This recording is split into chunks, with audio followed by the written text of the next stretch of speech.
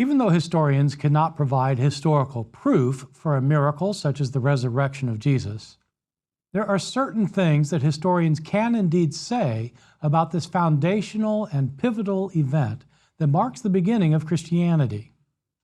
Above all, we can say that whether or not Jesus was actually raised from the dead, some of his disciples claimed that he was. This claim that Jesus was raised from the dead can be seen as the beginning of the Christian religion. Contrary to what one might think, the Christian religion did not begin with the life and teaching of Jesus. If you recall, Jesus preached that the end of the age was soon to come. Jesus believed that he was living in an evil age controlled by the forces of evil, but that God was soon going to intervene by sending the Son of Man, a cosmic judge of the earth, who would destroy the forces of evil and bring in God's good kingdom here on earth, where there'd be no more pain, misery, or suffering. People needed to repent in preparation for this coming of the Son of Man, so that when the kingdom of God arrived, they could enter into it. This was the teaching of Jesus. If Jesus' followers had simply adhered to his teaching, they would have remained one of the sects of Judaism, and Christianity would never have begun. One cannot say that Christianity started with the death of Jesus, since without the resurrection, Jesus' death would simply have been seen as the death of yet another Jewish prophet who ended up on the wrong side of the law. Nor, technically speaking, can we say that Christianity started with Jesus' resurrection. Both because historians cannot demonstrate on historical grounds that Jesus was raised from the dead, and because if Jesus had been raised, but no one knew about it, there would have been no faith in his resurrection. And so Christianity started with the proclamation of Jesus' resurrection by some of his followers. This leads us to the driving question behind this lecture. What is it that made some of Jesus' followers believe that he had been raised from the dead? The simple answer is one that is attested in all of our sources. The followers of Jesus declared that he had been raised from the dead because some of them had visions of him alive after his death.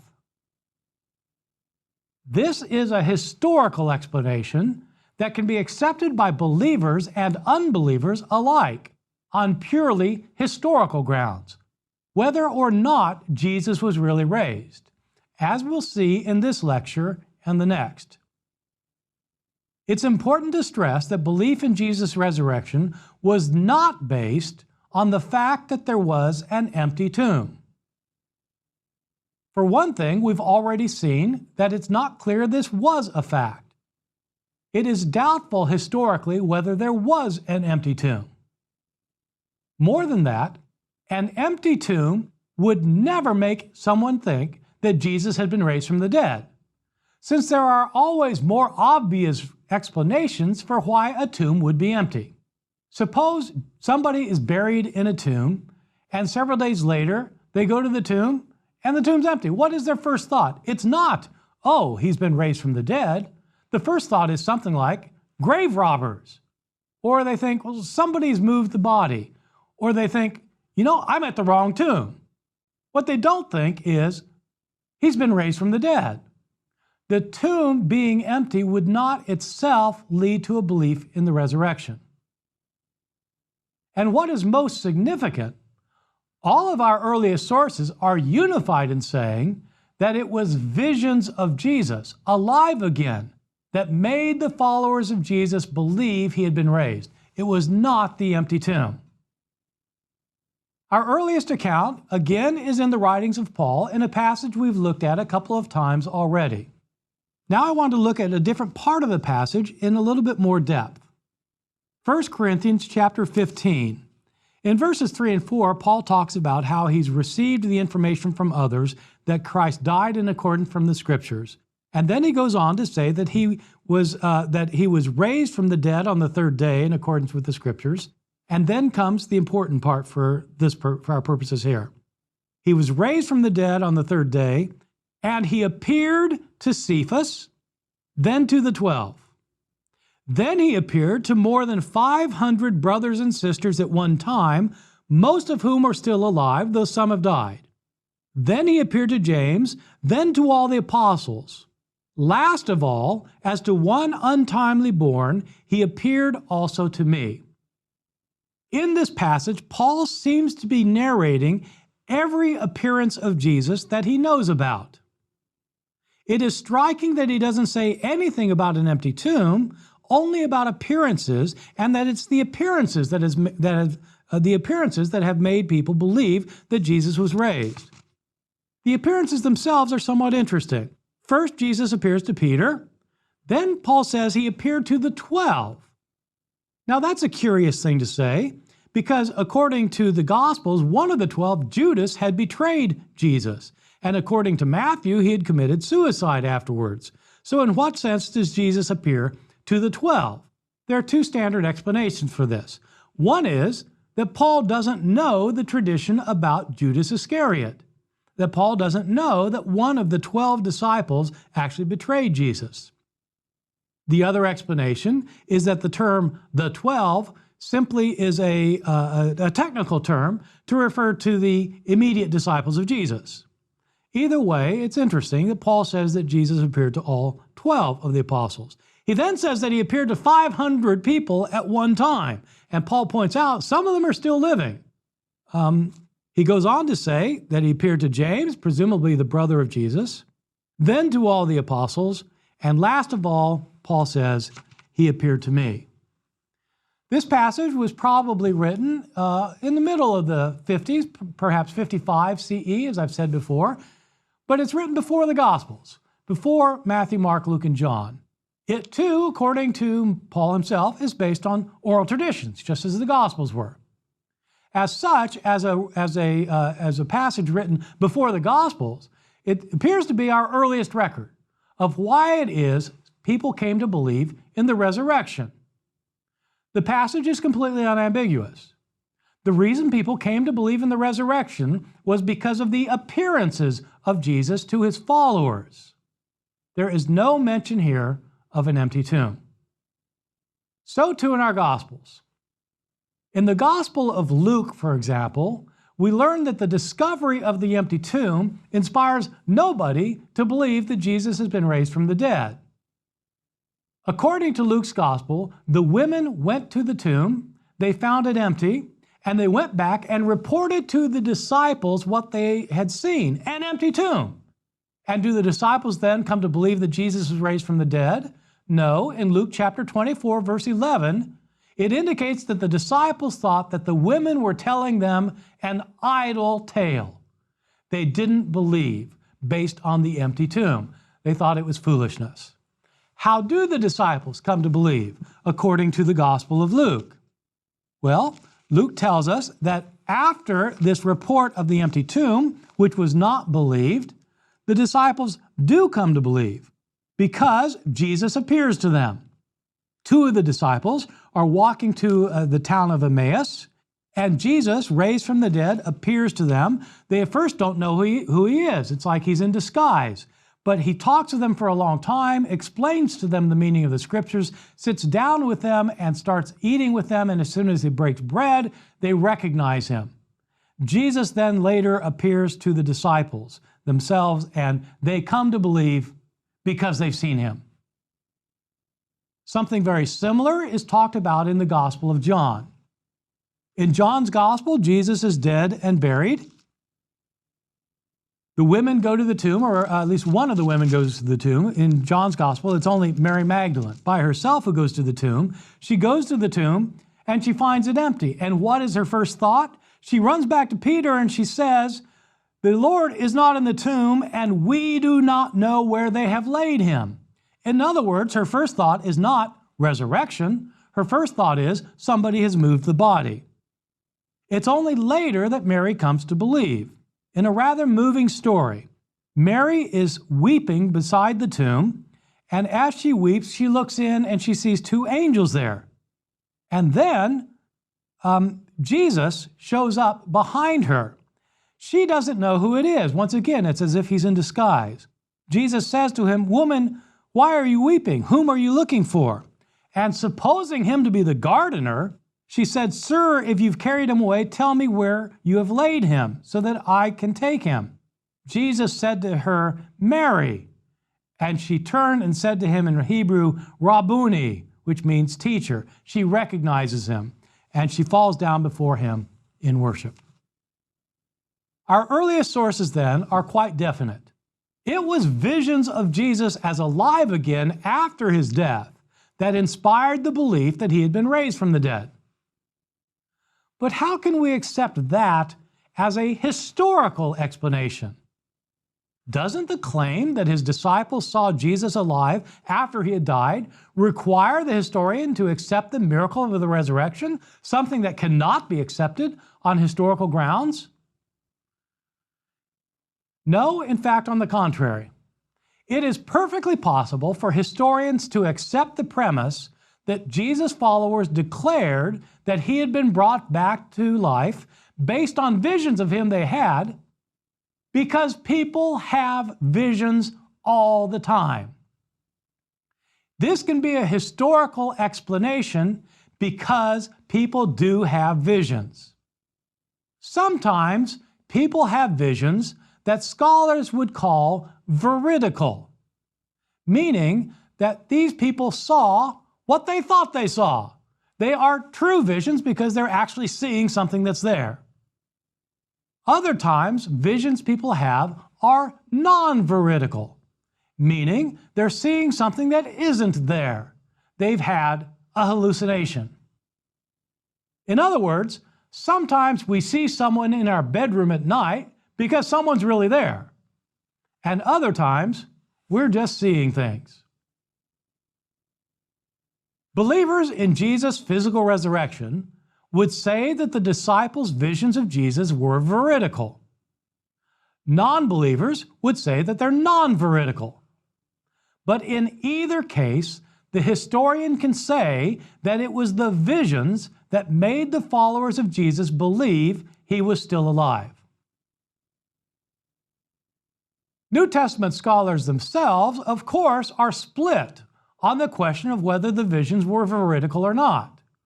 New Testament scholars are split because the vast majority of New Testament scholars happen to be Christian in some respects. That's why they're New Testament scholars. And other New Testament scholars are not Christian. The Christians frequently, most of the time, think that Jesus' visions were veridical, and the non-Christians think not. And so we have scholars such as Mike Licona, who's a New Testament scholar and a Christian apologist. And we have a very famous English scholar of the New Testament, N.T. Wright, both of whom insist that Jesus really did appear to his disciples after his death, and they think they can prove it. Others, such as the English scholar Michael Golder and the German scholar Gerd Ludemann, insist that the disciples did not have veridical visions. They, in fact, had hallucinations. As historians, we don't need to resolve that matter. We'll be looking at the phenomenon of non-veridical visions further in our next lecture. For now, it's important to discuss what more we can say about the belief in the resurrection of Jesus based on visionary experiences. It's impossible to know how many of Jesus' disciples actually had these visions. According to Paul, 12 disciples had the vision.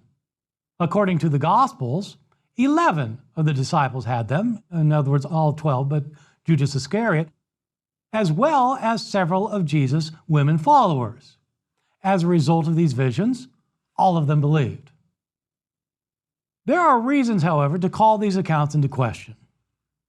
Most strikingly, there are consistent reports in the Gospels that some of the disciples doubted that Jesus actually appeared to them and that the resurrected Jesus actually had to prove it. We find this in virtually all of the accounts of the Gospels. For example, in Matthew's Gospel, We're told that the disciples went to Galilee as they were instructed in order to see Jesus. And according to Matthew 28, verse 17, Jesus appeared to them, and when they saw him, they worshiped him, but some doubted. I've always wondered why they doubted. If Jesus was there, right in front of their eyes, what was there to doubt? But according to these accounts, they did doubt. We find the same thing in Luke. As I pointed out earlier, some of the disciples thought that the story of Jesus' resurrection was an idle tale. The most famous instance is in John chapter 20, the case of doubting Thomas. According to John 20, Jesus appeared to 10 of the disciples, Judas not being present and Thomas not being among them. Jesus appeared to them, and they came to believe that he had been raised from the dead.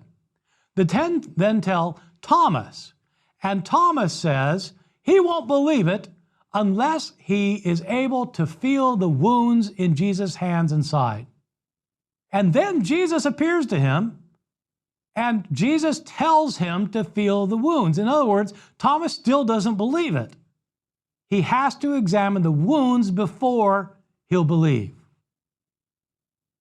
In some ways, I think that the oddest verse in the New Testament is Acts chapter 1, verse 3.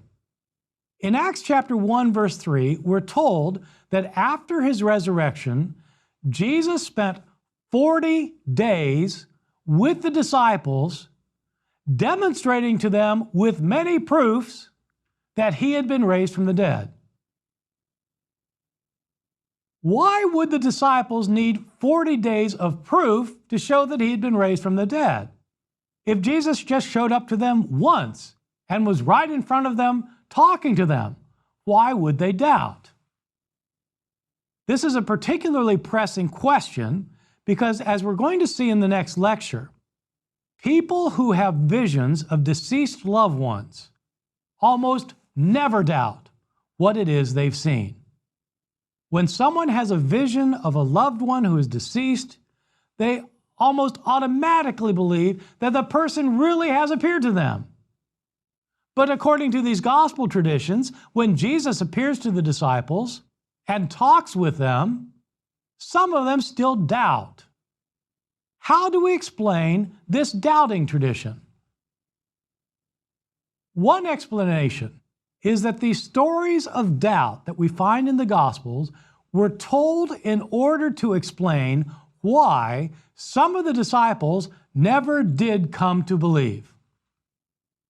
A plausible situation is this. Some of the disciples, not all of them, had these visions. In all of these accounts, Peter is said to have had one. You find this in the writings of Paul in 1 Corinthians, and you find it in the Gospels. Peter is said to have had one of the visions, and according to Paul, he had the first one. Mary Magdalene, in all four Gospels, is said to have had a vision of Jesus, either in company with other women or by herself, and to then have come to believe. And we know from the Apostle Paul that later he also had a vision. According to Paul, it was the vision of Jesus that led him to come to believe that Jesus had been raised from the dead. And so, these three people, Peter, Paul, and Mary, as it turns out, told their visions to other people. Many, possibly most, of the others believed the reports of these visions, but according to this theory, others were not so sure. This is seen then in the later stories of the doubting disciples. Not just the doubting Thomas, but the doubting disciples, virtually all of them doubt, presumably except for the ones who themselves have actually had the vision. This would explain as well why we have passages in the New Testament that indicate Jesus is sometimes not recognized by those having the vision. Remember, these two disciples on the road to Emmaus at first don't recognize Jesus. They don't recognize him until he breaks bread, and they recognize him in the breaking of the bread. Mary at the tomb in the Gospel of John thinks it's the gardener. Why is it that you have these accounts of people not recognizing him? It may be that some people have had a vision, they've narrated the vision to other people, but there remains doubt. And so you have accounts of the doubt tradition and of Jesus not being recognized. If some of the disciples had visions of Jesus alive after his death, and they came to believe that therefore he was no longer dead, how would they understand his coming back to life? As it turns out, to the surprise of many people today, different early Christians had different understandings of what it meant to say that Jesus was raised from the dead. Some Christians, including possibly some of Paul's opponents in some of his churches, claimed that Jesus' body, in fact, had not been raised at all, even though they believed in the resurrection. These people maintained that Jesus' body had died, but Jesus had been raised in spirit. His body experienced corruption like all other bodies, and his spirit lived on. This view is rooted in a Greek understanding that you find in some philosophical circles in Greece, connected especially with Plato, that there's a difference between matter and spirit. That matter is imperfect and spirit is perfect, and so there's a division. People who think that the body is a material thing and that's an imperfect object would not want to think that the body lives forever. The body dies. And so in 1 Corinthians, we have evidence that some of Paul's opponents in the church that he founded in Corinth believed that, in fact, Jesus' body was itself terminated, it died, and it apparently corrupted, but that Jesus himself was raised spiritually. These same people in the church in Corinth think that that they themselves have had a resurrection of the Spirit. The Spirit, their spirit, has been raised from the dead, just as Jesus' spirit was raised from the dead, and they are already enjoying the benefits of salvation. They thought, in fact, that they had experienced the full benefits that could come to one who had faith in Christ. There's nothing yet to happen. Jesus is not coming back. There's not going to be a destruction of the forces of evil. They are raised spiritually, and they're going to go to heaven when they die. This is a view of some of the people in Corinth. It was a view that was later held by some Gnostic believers. These Gnostic believers were people who believed that the body and the material world in which it lives are evil, and that the spirit has to transcend the body. That happens when one understands the secret teachings that Jesus delivered. This was not a view that Paul himself had. Paul understood this idea that Jesus' spirit was raised, or that people are resurrected only in the spirit, was completely wrong. Paul was a Jewish apocalypticist before he became a believer in Jesus.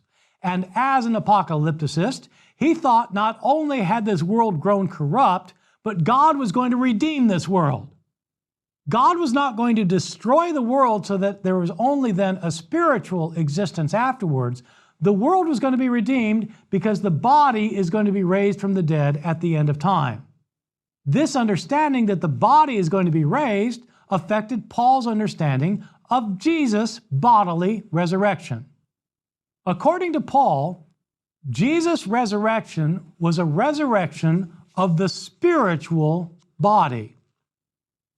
This gets a little bit tricky because Paul thinks in terms that people do not typically think of today. Paul did not differentiate between your body and your spirit in the sense that your spirit dies and goes to heaven. Paul thought that at the end of time, your body was going to be transformed into a shape like Jesus' body, which was what he calls a spiritual body. Paul is addressing his opponents in 1 Corinthians, these opponents who think that the resurrection is a spiritual, not a bodily event. And these opponents argue with Paul by saying, look, your body's going to be raised from the dead. What kind of body are you going to have exactly that is going to live forever? And Paul responds, someone will ask, says Paul, this is 1 Corinthians 15, verse 35, someone will ask, how are the dead raised? With what kind of body do they come? You fool! What you sow does not come to life unless it dies. For you to come back to life, you have to die. Your body has to die. There are both heavenly bodies and earthly bodies, but the glory of the heavenly is one thing, and that of the earthly is another.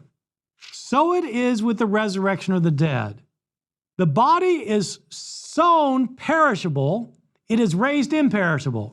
It is sown in dishonor, it is raised in glory. It is sown in weakness, it is raised in power.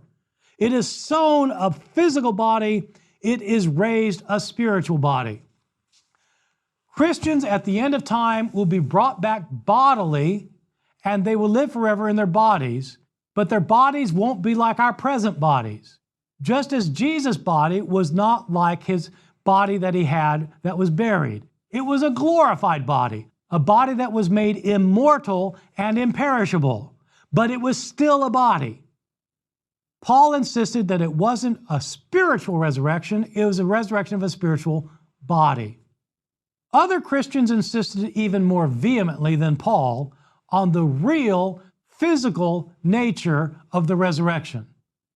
That the body of Jesus that went into the grave was the same body that came out of the grave. This can be seen in the stories of the resurrection in our later Gospels of Luke and John. Luke's Gospel is very interesting.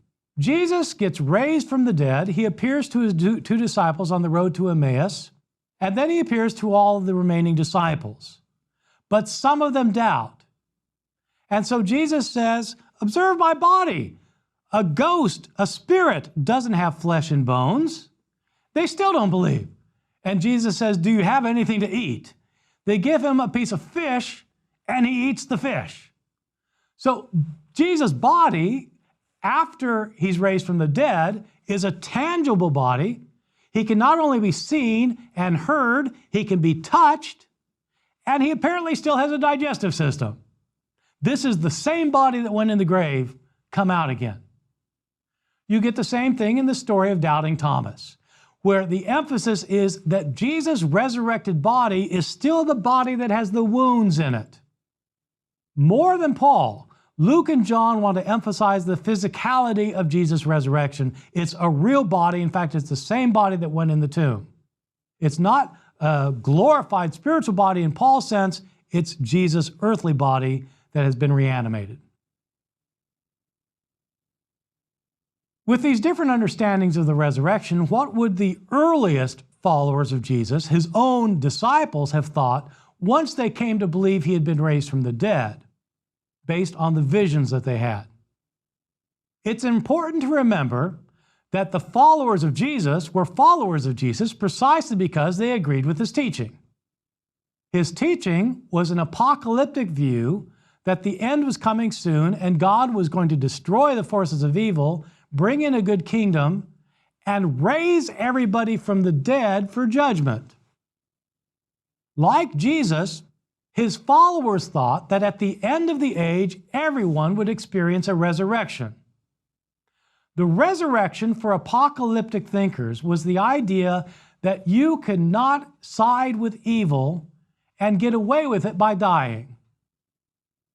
Evil does not have the last word in apocalyptic thinking.